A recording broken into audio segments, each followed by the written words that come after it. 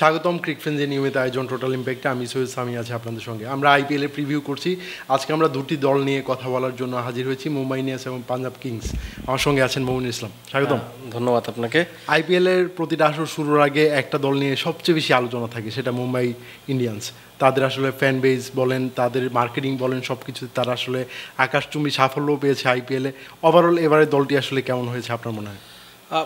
আপনি যদি মুম্বাই ইন্ডিয়ান্সকে খেয়াল করেন, প্রত্যেকটা মৌসুমে তাদের দল কিন্তু পারফর্মারদের নিয়ে করা হয়। আপনি যদি আরসিবির দিকে তাকান, আপনি যদি পাঞ্জাবের দিকে তাকান, বা আরও বেশ কয়েকটা দল থাকবে যাদের সবসময় দেখা যায় বড় তারকা নিয়ে সাজানো হয়। কিন্তু মুম্বাই ইন্ডিয়ান্সের ক্ষেত্রে যে ব্যাপারটা হয়, তাদের ওই একটা কোর টিম আছে, ওই টিমটা সবসময়ই থাকে। তার পাশাপাশি তারা কিছু বিদেশি পারফর্মার বলুন বা ঘরোয়া ক্রিকেটে যারা পারফর্ম করে, এই ধরনের কিছু ক্রিকেটারকে তারা কালেক্ট করে নিলাম থেকে, তার পরবর্তী টিমটার সাথে। এইবার যদি আপনি খেয়াল করেন, সেখানে একটু ভিন্ন। কারণ হচ্ছে যে আপনি যদি নামগুলোর দিকে তাকান, মনে হবে যে সবাই বড় বড় তারকা, যদিও তারা আসলে বেশিরভাগ ক্ষেত্রে আসলে মুম্বাই ইন্ডিয়ান্সে খেলেছেন কিংবা মুম্বাই ইন্ডিয়ান্সে খেলেই বেড়ে উঠেছেন।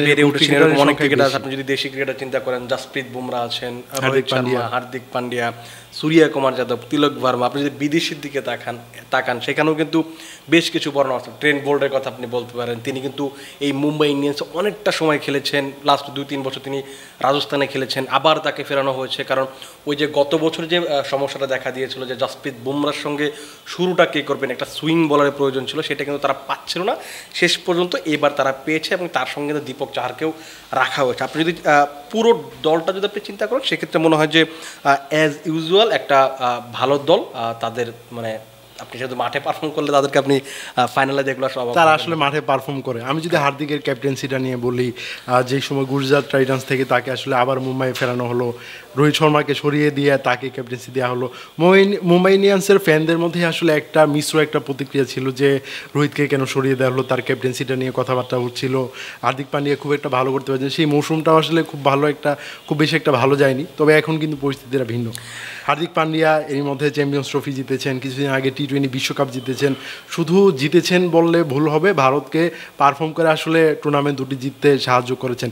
এবার কি হার্দিক পান্ডিয়ার জন্য একটু রিল্যাক্সে ক্যাপ্টেন্সিটা করতে পারবেন কিনা? আপনি যদি জাস্ট কয়েকদিন আগে যদি মুম্বাই ইন্ডিয়ান্সের একটা ভিডিও তারা আপলোড করেছিল, সেখানে যদি আপনি খেয়াল করে দেখেন যে তাকে প্রশ্ন করা হচ্ছিল যে হার্দিক পান্ডিয়া কি এইবার মুম্বাই ইন্ডিয়ান্সের জন্য একদম খুব ভালো একটা অস্ত্র হতে যাচ্ছে কিনা। তিনি বলেছিলেন যে আমি আপনাদের সঙ্গে একমত, আমি নিজেও মনে করি হার্দিক পান্ডিয়া মুম্বাইয়ের জন্য বড় একটা ওয়েপেন হবে। আপনি যদি তার আগে একটা প্রশ্ন ছিল যে আপনি মুম্বাই ইন্ডিয়ান্সের সমর্থকদের নিয়ে আপনি কী বলবেন। আপনি যদি গত মৌসুমটা একটু খেয়াল করে দেখেন, গত মৌসুমে কিন্তু তিনি যখনই মুম্বাইয়ের মাঠে খেলতে নেমেছেন, শুধু আপনি ওয়াংখেড়ে না, আপনি অন্যান্য যে মাঠগুলো আছে সেখানে যখন খেলতে নেমেছেন, মুম্বাইয়ের সমর্থকরাই তাকে দুয়ো দিয়েছেন। তার একটা বড় কারণ ছিল যে লম্বা সময় ধরে রোহিত শর্মা ওই দলটার ক্যাপ্টেন্সি করছিল, 5 বার চ্যাম্পিয়ন শিরোপা জিতেছে, কিন্তু তাকে ওই ক্যাপ্টেন্সি থেকে সরিয়ে দেওয়া হলো। এই জন্য তারকে ওই দুয়ো দেওয়া হচ্ছিল। কিন্তু আপনি যদি এইবার যেটা আপনি শুরুতে যেটা বললেন যে এইবার পরিস্থিতি কিন্তু একেবারে ভিন্ন। ভারতের দুটো টুর্নামেন্ট জিতেছেন, তার পাশাপাশি যে জিনিসটা হচ্ছে যে রোহিত শর্মাকে আর হার্দিক পান্ডিয়াকে আপনি দেখবেন লাস্ট 1 বছরে যত ক্লোজ দেখা গেছে, ক্লোজ মিনস হচ্ছে যে তাদেরকে যত বেশি কথা বলতে দেখা গেছে, যত হাসি খুশি একসাথে দেখা গেছে, সেইটা কিন্তু দর্শকদের মধ্যে একটা পজিটিভ মানে ব্যাপার তৈরি করেছে। এখন তারা কিন্তু বুঝতে শুরু করেছে না ব্যাপারটা আসলে সমস্যা না, এটা এই দুজনের মধ্যে কোনো সমস্যা নেই, বরং মুম্বাই ইন্ডিয়ান্স ভবিষ্যতের কথা চিন্তা করে রোহিতকে দলে রেখে তাকে হার্দিক পান্ডিয়া ক্যাপ্টেন্সি দেওয়া হয়েছে। এবং হার্দিক পান্ডিয়া কিন্তু ওই কথাটা বলছিলেন যে আপনি যদি আমার দলের দিকে খেয়াল করেন, আমার জন্য ক্যাপ্টেন্সি করাটা সহজ, কারণ আমার দলে 3টা ভালো ক্যাপ্টেন আছেন। আপনি সূর্য কুমার কথা বলতে পারেন, তিনি টি-20 দলটাকে লিড করছেন ভারতের। আপনি যদি জাসপ্রীত বুমরার দিকে খেয়াল করেন, তিনি অস্ট্রেলিয়াতে একটা ম্যাচ ক্যাপ্টেন্সি করেছেন, টেস্ট ইংল্যান্ডে একটা ম্যাচ ক্যাপ্টেন্সি করেছেন, 2টো ম্যাচে ভারত জিতেছে। আপনি যদি রোহিত শর্মার দিকে চিন্তা করেন, সে লাস্ট টি-20 বিশ্বকাপে ক্যাপ্টেন হিসেবে জিতেছেন, চ্যাম্পিয়ন্স ট্রফি জিতেছেন, 23 বিশ্বকাপ ফাইনাল খেলেছেন। এই মুহূর্তে এই 3জন ক্যাপ্টেনের সঙ্গে হার্দিক পান্ডিয়া একজন আছেন যিনি ইন্ডিয়াকে লিড করেছেন, গুজরাটকে শিরোপা জিতেছেন। তো তার কাছে যেটা মনে হচ্ছে যে আমার কাছে যখন ব্যাক সাইডে যখন এতজন ক্যাপ্টেন থাকবে, তখন তার জন্য কাজটা সহজ। এবং এই মুহূর্তে গতবার যেমন দুয়ো দিয়েছে, আমি নিশ্চিত যে প্রথম ম্যাচটা যখন মুম্বাই খেলতে নামবে, তখন আপনি বেশিরভাগ প্লে কার্ডগুলো মুম্বাই কিংবা হচ্ছে হার্দিক পান্ডিয়া কিংবা রোহিত শর্মাকে দেখবেন এবং সবগুলো পজিটিভ। তবে প্রথম ম্যাচে হয়তো বা হার্দিককে পাওয়া যাবে না, তিনি আসলে ডিমেরিট পয়েন্ট পেয়েছেন, সে কারণে আসলে এই ম্যাচটাতে নিষিদ্ধ থাকবেন। আসলে মুম্বাই ইন্ডিয়ান্স কিন্তু প্রথম এই মাসে 3টা খেলা রয়েছে, এই 3 ম্যাচে কিন্তু জসপ্রীত বুমরাকেও পাচ্ছে না, এটা আসলে তাদের জন্য বড় একটা ধাক্কা হয়ে গেছে কিনা। এটা অবশ্যই, কারণ আপনি দেখুন বুমরার মতো একজন বোলারকে আপনি কখনোই মিস করতে চাইবেন না। আপনি যদি জাস্ট 2024 টি-20 বিশ্বকাপটা খেয়াল করে দেখেন, সেই বিশ্বকাপটাতে ওই যে শেষ 4 ওভারে 5 ওভারে যে ম্যাচটা জিতে বেরোলো বা ওই পুরো টুর্নামেন্টটা যদি আপনি খেয়াল করেন, বুমরা যে ধরনের বোলিং করেছিলেন, সাবেক ক্রিকেটার, সাবেক পেসার যাদেরকে আমরা কিংবদন্তি জানি, তাদের যে ভাষ্য, সে মতে বুমরা এই মুহূর্তে বিশ্বের সেরা বলার, সেটা নিয়ে তো আসলে অস্বীকার করার কোনো মানে সুযোগই নেই। সো এরকম একজন বলারকে যখন আপনি মিস করবেন, তখন স্বাভাবিকভাবে এটা একটা প্রেশার ক্রিয়েট হবে। কিন্তু একটা মানে দলটার একটা বড় অ্যাডভান্টেজটা যেটা হচ্ছে যে এই দলটাতে বেশ কিছু ভালো পেসার আছে। আপনি ধরুন হার্দিক পান্ডিয়া হয়তো প্রথম ম্যাচটা খেলবেন না, কিন্তু পরের ম্যাচগুলোতে আপনি হার্দিক পান্ডিয়ার পাশাপাশি আপনি ট্রেন্ট বোল্ট, দীপক চাহার, তারপর হচ্ছে করবিন বস, এরকম বেশ কয়েকজন পেসার আছেন যাদেরকে দিয়ে আপনি হয়তো আপাতত যে সমস্যাটা আছে সেই মুম্বাই ইন্ডিয়ান্সের ম্যানেজমেন্টের বেশ কয়েকজন আসলে কথা বলেছেন, তারা আসলে বলছিলেন যে তাদের আসলে অতি দ্রুত যত সম্ভব তারা আসলে জসপ্রীত বুমরার বিকল্প হিসেবে কে খেলবেন এটা আসলে তারা আসলে বের করতে চান। আমি যদি বলি তাদের ব্যাটিং লাইন আপটা আসলে কীরকম হতে পারে আপনার ধারণা?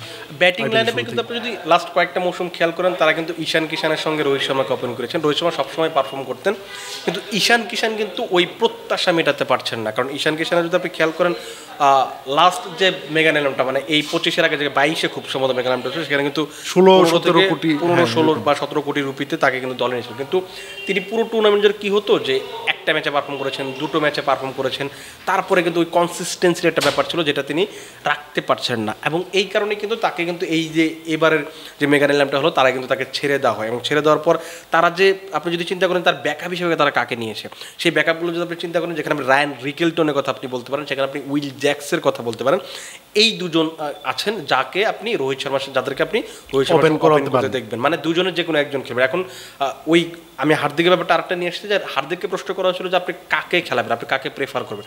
তারা একটা একবার বলছিলেন যে আমার যদি প্রয়োজন হয় যে আমার একটা অফ স্পিনার প্রয়োজন বা একটা বোলার প্রয়োজন, তখন আমি অবশ্যই উইল জ্যাক্সকে খেলাবো। এবং উইল জ্যাক্স কী ধরনের ব্যাটিং করতে পারেন সেটা আমরা আইপিএলে বা জাতীয় দলে বলুন বা আমরা বিপিএলে যখন একদম পরীক্ষিত ক্রিকেটার, সো তাকে আমরা দেখেছি। আপনি রায়াল রিকেলটন আপনি চিন্তা করেন, এই মুহূর্তে প্রমিজিং একজন ক্রিকেটার, লাস্ট খুব সম্ভবত চ্যাম্পিয়ন্স ট্রফিতে একটা সেঞ্চুরি করেছেন। তার আগে আপনি যদি যান SA-20 যে টুর্নামেন্টটা হয়, তিনি খুব সম্ভবত মুম্বাই MI কেপটাউনের হয়ে খেলেন, মানে একই দল, মানে ফ্র্যাঞ্চাইজি থেকে নিয়ে খেলেন। এবং তার গত মৌসুমে প্রায় 500 রান করেছিলেন, এই মৌসুমে তার দারুণ ছন্দে আছে। সো তাদের জন্য ব্যাটিং যদি আপনি টপ অর্ডার ব্যাটিং চিন্তা করেন, সেখানে পারফেক্ট চয়েস তাদের জন্য এই 3 জনের যে কোনো 2জন খেলবেন, মানে রোহিত শর্মার সঙ্গে যে কোনো 2জনে একজন খেলবেন। সো ওপেনিং জুটি নিয়ে আসলে খুব বেশি চিন্তা করতে পারবেন। যদি তার পরের দিকে একটু চিন্তা করেন, 3 নম্বরে আপনি হয়তো নামান ধীরকে দেখতে পারেন। নামান ধীরকে নিয়ে আমরা একটু সারপ্রাইজ ছিলাম গত মৌসুমে যখন তাকে প্রথমবার 3 নম্বরে খেলানো হয়, খুব সম্ভবত 3টা বা 2টা ম্যাচ ভালোই করেছিলেন মোটামুটি। হ্যাঁ, যে 2টা ম্যাচ খেলেছিলেন, 2টা ম্যাচে পারফর্ম করেছিলেন। তাকে একটা নেওয়ার একটা বড় সুবিধা হচ্ছে, মাহেলা জয়বর্ধনে বলছিলেন যে নামান ধীর হচ্ছে আমাদের ভবিষ্যৎ প্রজেক্ট। কারণ তিনি পাঞ্জাবের একটা ঘরোয়া টুর্নামেন্টে খেলেছিলেন, সেখানে 2টো সেঞ্চুরি করেছিলেন এবং 2টো সেঞ্চুরিতে তার খুব সম্ভবত 25 থেকে 30টা ছক্কা মেরেছিলেন। তার মানে বোঝা যায় তার পাওয়ার হিটিংটা কেমন, স্কিলটা আছে। এবং গত মৌসুমে যখন তিনি খেলেছেন, একটা ম্যাচে খুব সম্ভবত 40 ওয়াটার টেনিস খেলেছেন এবং ওই অ্যাটাকিং অ্যাপ্রোচটা দেখা গেছিলো। তাকে আপনি 3-এ খেলাতে পারেন। আপনি 3 নম্বরে যদি সেটাও না করতে চান, আপনি তিলক ভার্মাকে খেলাতে পারেন। আপনার পরীক্ষিত ব্যাটসম্যান, প্রতি মৌসুমে লাস্ট 2টা মৌসুম 3টা মৌসুম আপনি খেয়াল করেন, সেখানে 300, 400 মানে 450 এরকম রান করে গেছেন। 4 নম্বরে তো আপনার মানে একদম কনফার্ম পিক সূর্য কুমার যাদবকে আপনি খেলাবেন। 5 নম্বরে আপনি ধর আমরা হার্দিককে ধরে নিচ্ছি যে হার্দিক খেলছেন, মানে প্রথম ম্যাচটা সহজ ধরে নিচ্ছি, তাকে আপনি সেখানে খেলাতে পারেন। আপনার কিছু ঘরোয়া কিছু ক্রিকেটার আছে, সেখানে আপনি রবিন মিন্সের কথা বলতে পারেন। আর তাকে ওই রাঁচি যে শহর থেকে ধরুন মহেন্দ্র সিং ধোনির মতো এসেছেন, সেই এলাকাতে তাকে বলা হয় যে রাঁচির ক্রিস গেল। মানে তাকে আপনি গত মৌসুমে যখন আক্রমণাত্মক ব্যাটিং করেন, আমি যতটুকু ভারতের ক্রিকেটার আপনি মানে একটু জানবেন তার সম্পর্কে, সে আসলে খুবই আক্রমণাত্মক ব্যাটিং করতে পারেন এবং সেটা কিন্তু তাদেরকে খুব বেশি মানে করে দিবে। এবং তারা এই জয়বর্ধন ওই দিন বলছিলেন যে আমরা তাকে চেষ্টা করবো কোনো একটা রোলে খেলানোর জন্য, তাকে ওই সুযোগটা দেওয়ার জন্য। এবং আপনি যদি খেয়াল করেন টপ 6-7 ব্যাটিং কিন্তু মোটামুটি কম্প্যাক্ট ব্যাটিং লাইন আপ। সেক্ষেত্রে হয়তো যে জিনিসটা হবে যে তাদের ব্যাকআপগুলো চিন্তা করতে হবে। যেমন একটা সময় হয় কি, আপনি যখন 14টা ম্যাচ বা আপনি যদি কোয়ালিফাইং একজন দুজন ক্রিকেটার কিন্তু ফ্লপও হতে পারেন, সেই সময় কিন্তু টুর্নামেন্টের মাঝপথে গিয়ে আপনি তাদের বিকল্প ক্রিকেটার যারা আছেন তাদেরকে আসলে খেলানোর চেষ্টা করতে পারে। সেক্ষেত্রে দেশি বিকল্প নিয়ে আমার একটু এদিক যেহেতু নিচের দিকের মানে প্লেয়ারদের কর্ণ শর্মার মতো অলরাউন্ডার আছেন, এই দিকটা একটু চিন্তার কারণ হতে পারে। সেখানে অর্জুন টেন্ডুলকারও আসলে আইপিএল এর এই গত আসলে না বা এর আগের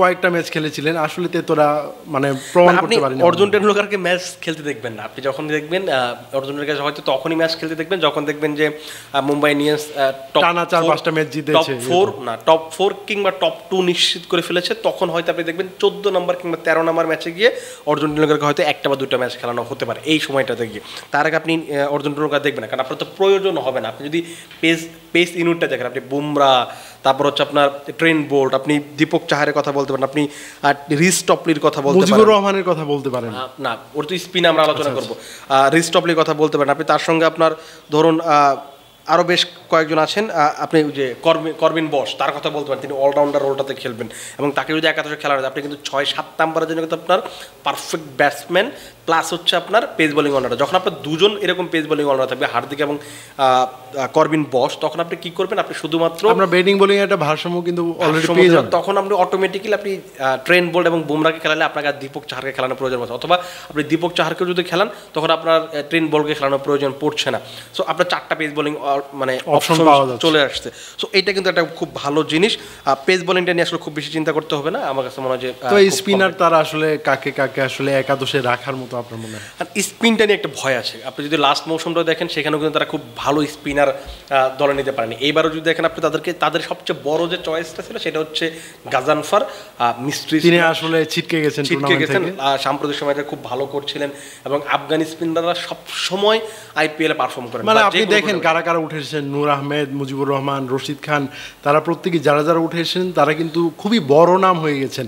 তার মধ্যে মোহাম্মদ গাজানফার তিনি কিন্তু মানে লাইমলাইটে এসেছেন, ভালোই করছেন। এবং বাংলাদেশ বিপক্ষে আপনার যদি মনে থাকে ওই যে বাংলা শারজাতে আমরা যে ম্যাচটা হারলাম সেখানেও কিন্তু তিনি 6 উইকেট বা 7 উইকেট নিয়েছিলেন। সো তার উপর একটা বড় ভরসা ছিল, তাদের একটা এটা বড় একটা ধাক্কা তিনি চলে যাওয়ার তার জায়গা যিনি এসেছেন মুজিবুর রহমান, তাকে নিয়ে আমি আসলে খুব বেশি আশাবাদী না। এর একটা বড় সাম্প্রতিক ফর্মটা খুব একটা ভালো, সাম্প্রতিক ফর্মের একটা ব্যাপার আছে। আর মুম্বাইয়ের উইকেটটা সবসময় হচ্ছে যে আপনার 200-180 প্লাস তো উইকেট হবে, এটা খুবই স্বাভাবিক। মানে এখানে স্পিনাররা কিন্তু সবচেয়ে বেশি মাইটটা খান, মানে মনে হয় যে এইখানে স্পিনাররা বল করলেই যে তারা আসলে 10-এর উপরে একদম দিবেন সেটা আসলে ধরে নিয়ে। আমি যদি ভুল না করি মুজিবুর রহমান লাস্ট যে ম্যাচটা ওয়াংখেড়েতে খেলেছেন সেই ম্যাচেও তিনি 48 কিংবা 52 রান দিয়েছিলেন।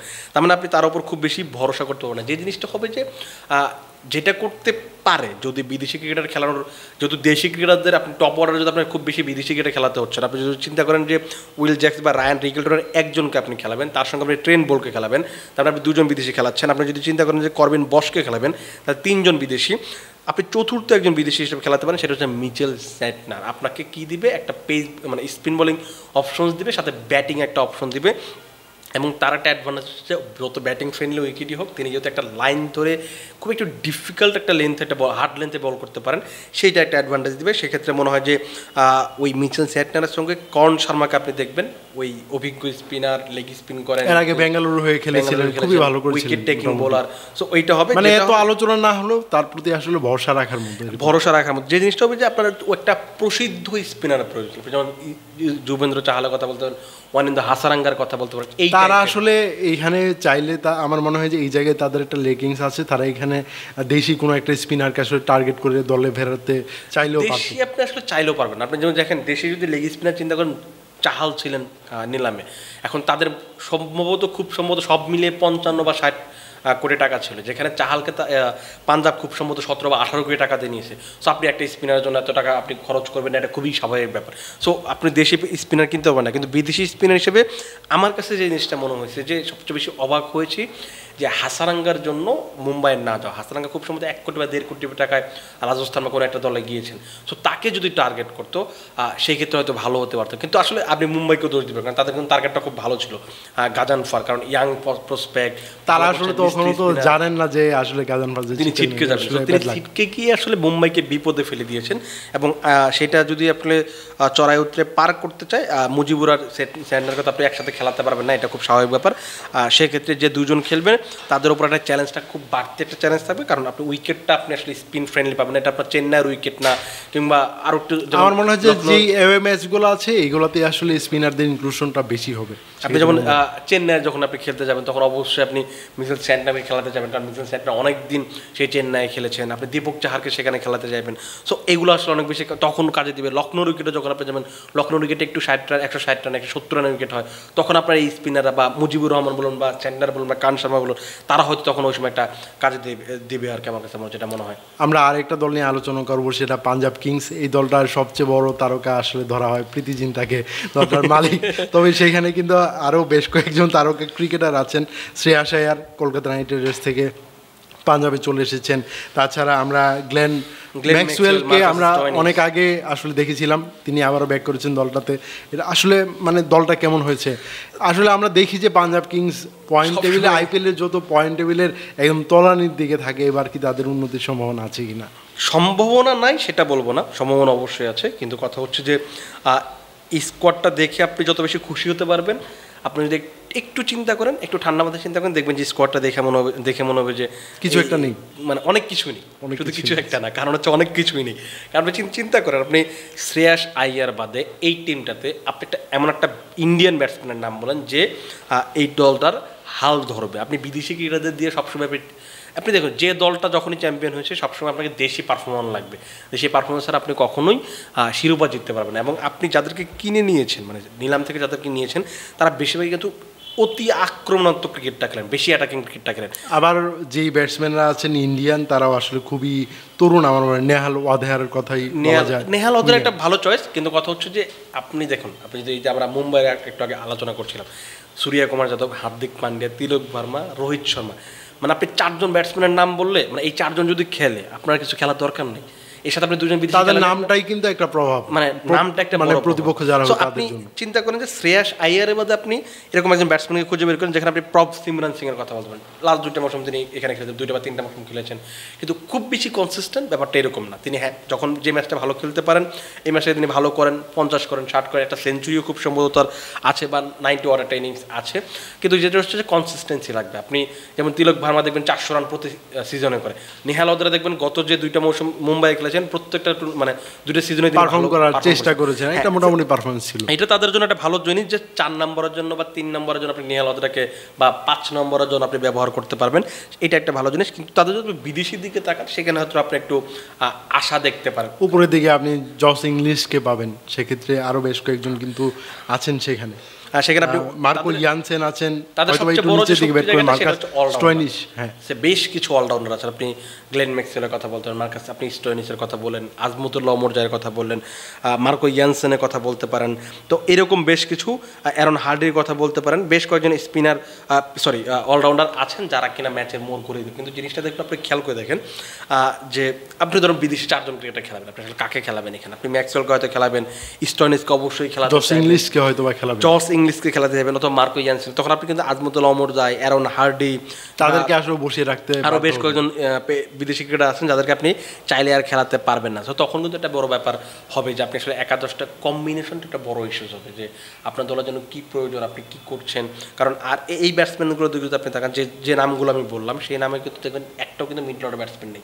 মিডল অর্ডার ব্যাটসম্যান নেই মিনস হচ্ছে যে আপনি 4-এ তো গ্লেন ম্যাক্সওয়েল খেলেন, কিন্তু আপনার যখন 2টো উইকেট পড়ে যাবে তখন কি আপনি আসলে তাকে নিয়ে সে ওই ইনিংস এত বড় করতে পারবে কিনা? আপনি স্টোয়নিসের কথা বলতে, স্টোয়নিস কেমন হবে? আপনি যদি শুরু থেকে একটু আক্রমণাত্মক ব্যাটিং করেন, আপনি যদি গত মৌসুমের কথা বলেন, চেন্নাইয়ের বিপক্ষে যে ম্যাচটা তারা জিতেছিল সেখানে তিনি 100-র বেশি রান করেছিলেন, একদম সেকেন্ড 3 নম্বরে এসে সেখান থেকে তিনি ম্যাচটা বের করে নিয়ে, মানে প্রতিদিন এরকম তো হবে না। এটাই কথা, তিনি প্রতিদিন এই জিনিসটা কন্টিনিউ করতে পারবেন। অ্যাটাকিং ব্যাটসম্যান ব্যাটিং যারা করেন তারা কিন্তু প্রতিদিন এই জিনিসটা খেলতে পারবে না। তারা হয়তো 10 ম্যাচ খেলে 1টা ম্যাচ 2টা ম্যাচ এরকম করবেন। সো এইটা একটা বড় কনসার্নের জায়গা যে তারা আসলে কীভাবে ম্যানেজ করবে। সেক্ষেত্রে তাদের একটা ব্যাপার হতে পারে যে তারা হয়তো জস ইংলিশের সঙ্গে প্রফ সিমরানকে ওপেনিং করাতে পারে। সেক্ষেত্রে আপনি 3 নম্বরে নেহাল ওয়াদেরা, 4 নম্বরে আপনি শ্রেয়াস আয়ারকে, কারণ আপনি শ্রেয়াস আয়ার 4 নম্বরের জন্য যে টাইপের ব্যাটসম্যান, আপনার ওই ইনিংসটা বিল্ড আপ করতে হবে। হয়তো টি-20 ম্যাচ বলা যেতে পারে যে টি-20 ম্যাচ আবার আর শ্রেয়াস আয়ার কিন্তু 3-4 দিন আগেই আমি একটা নিউজ করছিলাম, সেখানে আসলে বলছিলেন যে তিনি 4 নম্বরে ব্যাটিংই করতে চান, ভারতীয় দল হোক, আইপিএল হোক, সব জায়গায়। সো আমার মনে হয় 4 নম্বরে শ্রেয়াস আয়ার পারফেক্ট হবে। স্পিনটা খুব ভালো খেলতে পারেন এবং ওই কারণে বলটা হালকা একটু পুরনো হলে স্পিনটা ব্যাটে ভালো আসবে। আপনি যদি এই যে ভারত যে চ্যাম্পিয়ন্স ট্রফি ছিল সেখানেও কিন্তু তার একটা বিশাল বড় অবদান আছে, প্রত্যেকটা ম্যাচে তিনি পারফর্ম করেছেন। সো তিনি 4 নম্বরে ওইটা একটা ব্যাপার হবে। তারপর আপনি হয়তো গ্লেন ম্যাক্সওয়েল বা স্টয়নিসকে আপনি চিন্তা করবেন। মার্কো ইয়ানসনকে আপনার অবশ্যই চিন্তা করা উচিত, কারণ one of the best allrounder. আপনি যদি এখনকার সময় যদি আপনি চিন্তা করেন, আপনাকে 4 ওভার বোলিং করে পেস বোলিং করে একদম পরিপূর্ণ একজন ব্যাটারও আপনি দেখতে পারবেন। আপনি যদি এসএ টি-20 দেখেন, আপনি হায়দ্রাবাদের হয়ে বেশ কিছু ইনিংস তিনি খেলেছেন, আফ্রিকার হয়ে তার বেশ কিছু ভালো ইনিংস, তাকে ওই সুযোগটা দিতে হবে। যে জিনিসটা আপনার অ্যাডভান্টেজ হবে যে আপনার যখন স্টয়নিস এবং আপনি যখন স্টোয়েনিস এবং মার্কো ইয়াসনকে খেলাবেন তখন কিন্তু আপনি 8 ওভার পেস বোলিং পেয়ে যাচ্ছেন, তখন কিন্তু আপনার আর এক্সট্রা বাড়তি দুজন আসলে ব্যাটার আপনি তখন আপনি কি হবে, যেমন আপনার আর্শদীপ সিং আছেন, আর্শদীপ সিং তো আপনার দলে খেলবেনি, তো মার্কো ইয়ানসন আর স্টোয়েনিস যদি খেলেন তখন কিন্তু আপনার অটোমেটিক্যালি 3 জন পেস বোলার হয়ে গেছে। তখন আপনি কি করবেন, আপনার একটা দেশি পেস বোলার খেলেন, জশ ঠাকুর আছে বা লকি ফার্গুসনকে আপনি বিশেষ ম্যাচ খেলাতে পারেন, কিন্তু আপনি যে বিজয় কুমার বৈশাখ কিংবা জশ ঠাকুর তারা কিন্তু আপনাকে ওই পেস বোলিং অপশনটা দেবে, 4টা পেস বোলিং অলরাউন্ড। এখানে কিন্তু আরেকজন ব্যাটার আছেন মুশির খান, তাকে আসলে সুযোগ দিয়ে কতটা সুযোগ দেওয়া যেতে পারে আমার মনে হয় এটা হয়তো তারা বেশ কিছু ম্যাচে হয়তো দেখে দিতে পারে। আসলে সরফরাজ খান ভারতীয় ব্যাটার, টেস্টে খুবই ভালো ব্যাটসম্যান, ঘোড়া ক্রিকেটার, তার রানের পর রান। মুশির খানও কিন্তু ধারাবাহিকভাবে পারফর্ম করে কিন্তু আইপিএলে দল পেয়েছেন। এটাও কিন্তু আমি যে প্লেয়ারটার দিকে তাকিয়ে থাকবো সেটা হচ্ছে প্রিয়াংশু আর্য নামে একজন প্লেয়ার আছেন, যিনি খুব সম্ভবত গত ঘরোয়া ক্রিকেটে তিনি 6টা ছক্কা মেরেছিলেন একটা ম্যাচে, এবং তার যে ব্যাটিং স্টাইল আপনি দেখে মনে হতে পারে যুবরাজের মতো একদম খুবই হার্ড আক্রমণাত্মক, কি বলে এটাতে দিল খুলে খেলার মতো একটা ব্যাপার থাকে, সেইটা এরকম আপনি দেখতে পারবেন। সো তার উপর একটা বড় চোখ থাকবে। এবং পাঞ্জাব কিংস কিন্তু লাস্ট 2টা মৌসুমে কিন্তু বেশ কিছু তরুণ ক্রিকেটারের দিকে চোখ দিয়েছে, তরুণ ক্রিকেটার মিস না, তারা নতুন ক্রিকেটার। আপনি শশাঙ্ক সিংয়ের কথা বলতে পারেন, 7 নম্বরের জন্য 6 নম্বরের জন্য খুব ভালো একটা অপশন, যদিও সেটা একটা ভুল পিক ছিল, ভুল পিক থেকে কিন্তু এখন অনেক বড় একটা অপশন, তাকে কিন্তু রিটেন করেছে পাঞ্জাব কিংস। সো এটা একটা বড় অপশন, তারা আসলে কতটুকু ভরসা পেলে এরকম একজন ক্রিকেটারকে আসলে রিটেইন করে, মানে একটা আসর খেলার পরে সেটা আসলে খুব চমৎকার। এটা কিন্তু একটা বড় ব্যাপার।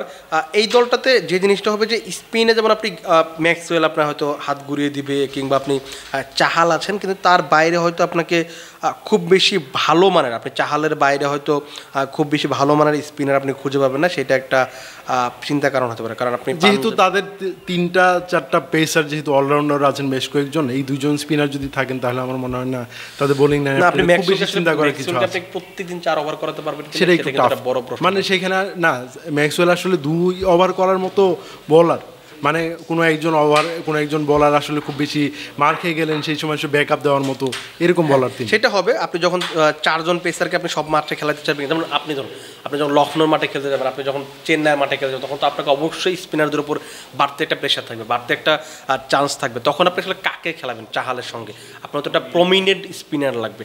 সেক্ষেত্রে কিন্তু তাদের দেশে কিংবা বিদেশে কিন্তু সেই প্রমিনেন্ট স্পিনারটা নেই। সো এইটা একটা বড় সমস্যা হতে পারে। যেটা হবে যে ওই হারপ্রীত ব্রার নামে একজন আছেন, তাকে হয়তো ওই চেষ্টাটা করা যেতে পারে যে আপনি চাহাল এবং হারপ্রীত ব্রারকে খেলালেন, তাহলে হয়তো তিনি বাহাতি অপশন তো হবে, আপনার একজন লেগ স্পিন অপশন হলে আপনি ম্যাক্সওয়েলকে দিয়ে আপনি হয়তো ডানাতে অফ স্পিনটা হয়ে গেল। সো ওইটা কাভার আপ হবে হয়তো, কিন্তু তারপরেও হচ্ছে যে আইপিএল এখন যে রান হচ্ছে লাস্ট কয়েকটা মৌসুম ধরে, সেক্ষেত্রে আপনার খুবই প্রমিনেন্ট বলার যাদের এক্সপিরিয়েন্সটা ভালো, চাহালের মতো এক্সপিরিয়েন্সে, সো ওই ধরনের বলারটা আপনার খুব গুরুত্বপূর্ণ, যারা আপনাকে ম্যাচের খুবই ক্রুশিয়াল মোমেন্টে যখন আপনাকে। তবে আমার মনে হয় তাদের ব্যাটিংটাই মনে হয় সবচেয়ে বেশি দুর্বলতা, মানে এখানে অতি আক্রমণাত্মক ব্যাটসম্যানই বেশি, তারা যদি ক্লিক করতে পারেন তাহলে হয়তো বা ভালো করতে পারে, হ্যাঁ, না হলে হয়তো বা তারা একটু ভুগতে পারে। ব্যাপারটা এরকম হবে কি যে ধরুন তারা যখন আবার একই টাইপের প্লেয়ার, আপনি গ্লেন ম্যাক্সওয়েলের কথা বলতে পারেন, মিচেল আপনি স্টয়নিসের কথা বলতে পারেন, তাদের টাইপ কিন্তু একই টাইপের ব্যাটিং করে থাকে। এটা একটা বড় ভয় যে আপনার যখন তারা যেদিন খেলবে,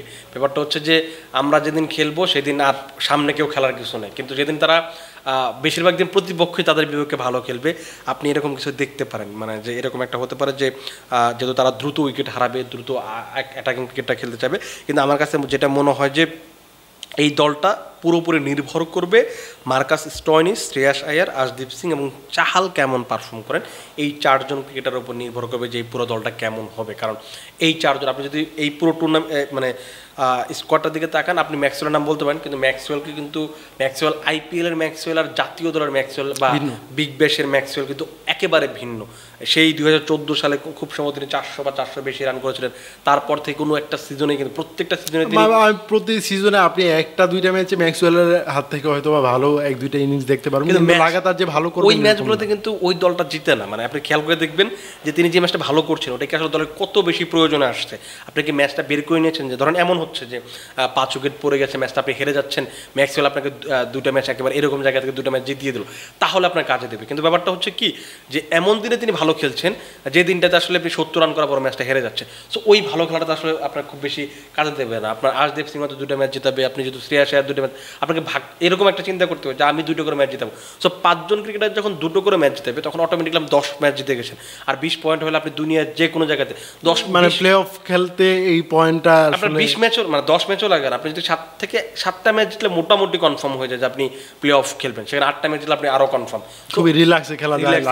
সো আপনাকে 4জন প্লেয়ার লাগবে, যে 4জন, এই 4জন আমার কাছে মনে হয় যারা হতে পারে যে তাদেরকে প্লে অফে তুলতে পারে, তাদের এই সম্ভাবনা আছে, কিন্তু কঠিন। আমার কাছে যেটা মনে হয় যে প্রীতি জিন্তা এবারও মানে পয়েন্ট টেবিলের একটু নিচের দিকে থাকবেন বা একটু হতাশ থাকতে পারেন।